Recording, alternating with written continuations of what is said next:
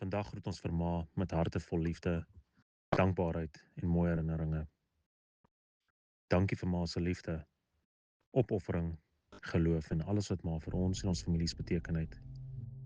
Ma het ons geleer om sterk te wees, om lief te hê en om altyd op die Here te vertrou. Al neem ons vandag afskeid van ma, sal ma altyd deel wees van ons en wie ons is. Ma se liefde, wysheid en nalatenskap leef voort in elkeen van ons. Rus nou sag in die arms van ons hemelse Vader. Ons is lief vir ma. Tot ons mekaar weer eendag sien. Totsiens.